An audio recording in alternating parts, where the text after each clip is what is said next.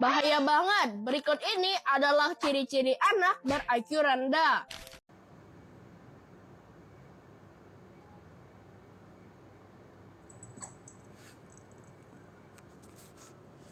Oke, berikut esai berjudul Mabuk IQ dan Krisis Empati Bangsa yang bisa kamu pakai sebagai opini atau refleksi sosial.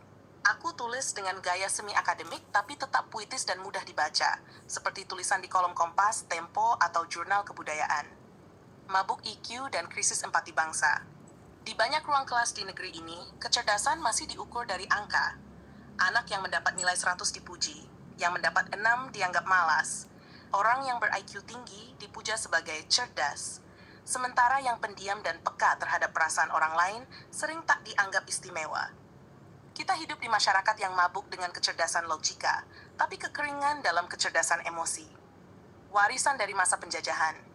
Pandangan bahwa kecerdasan manusia bisa diukur dengan angka bukanlah gagasan asli bangsa ini.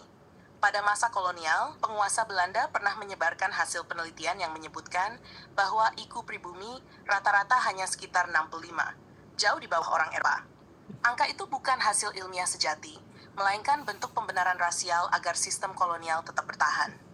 Belanda sebagai ras cerdas yang pantas memerintah, pribumi sebagai ras rendah yang pantas diperintah. Ketika Indonesia merdeka, luka itu masih tertinggal di bawah sadar bangsa.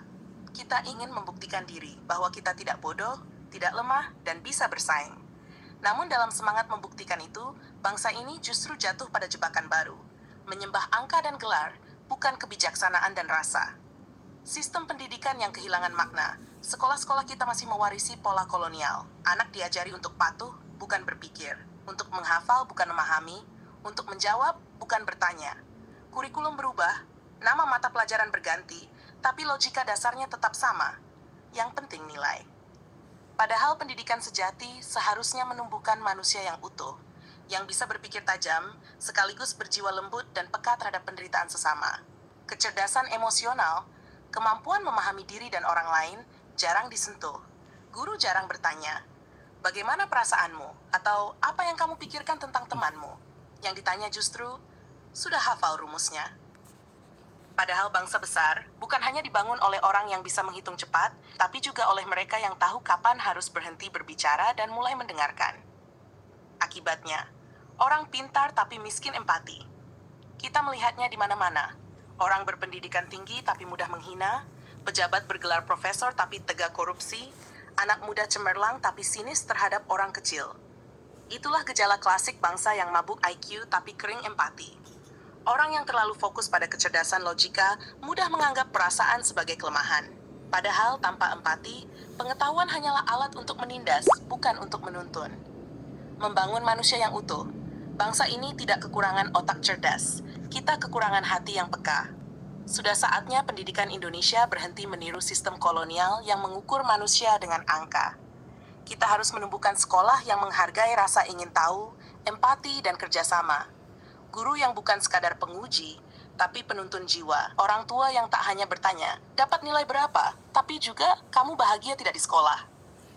Kita tidak sedang kekurangan kecerdasan intelektual, tapi kekurangan kebijaksanaan emosional. Dan mungkin disitulah akar dari banyak krisis sosial kita. Korupsi, intoleransi, perpecahan, dan kehilangan rasa malu. Open quote, penjajahan membuat kita merasa bodoh.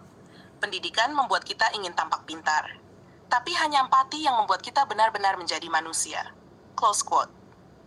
Apakah kamu mau aku bantu ubah versi ini jadi gaya artikel opini koran sekitar 200 kata, format rapi dan formal, atau versi naskah video pendek seperti narasi YouTube dengan intonasi emosional dan visualisasi?